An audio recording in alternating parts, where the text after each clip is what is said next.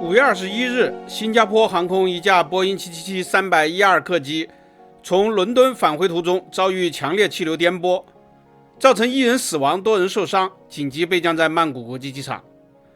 该事件引起了大家的广泛关注，直到现在，据称还有不少人在 ICU 病房抢救，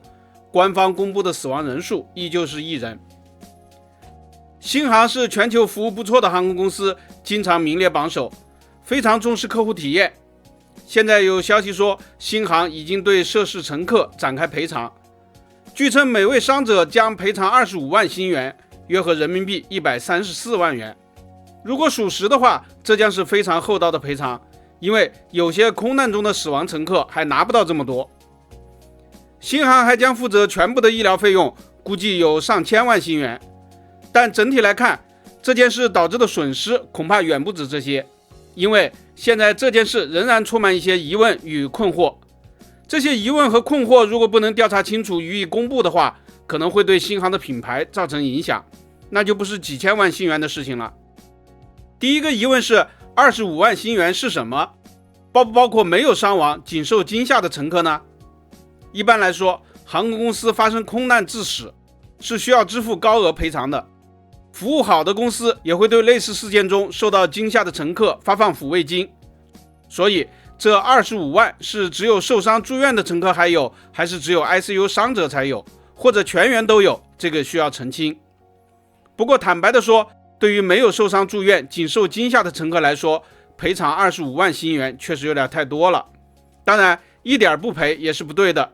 历史上的类似事件多少都会有些抚慰金。第二个疑问是，谣传在卫生间里颠簸致死的73岁乘客死因是心脏病，这个需不需要按照空难死亡的标准来赔偿？如果是，以后遇到类似情况时，各个航空公司是不是都参照执行？这个恐怕比较麻烦，因为偶有乘客在机上死亡，都说是吓死的，那没有道理，也不科学。然而新航此次却与颠簸有关，所以估计最终还是会按空难的标准给予较高的赔偿，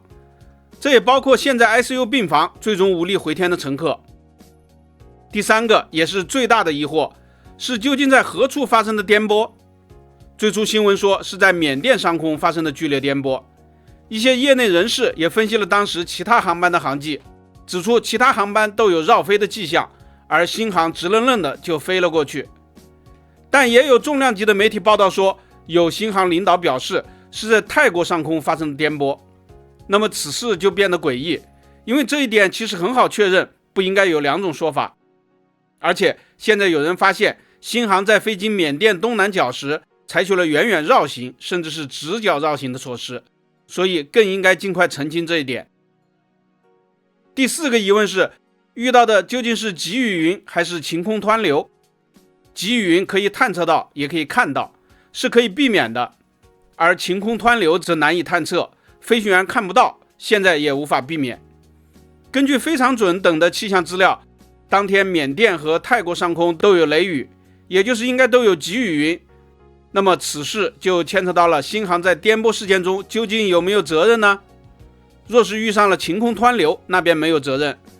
若是误入急雨云，那就有责任了。而且如果明知会产生严重的颠簸还不绕行的话，那真的就不太好了。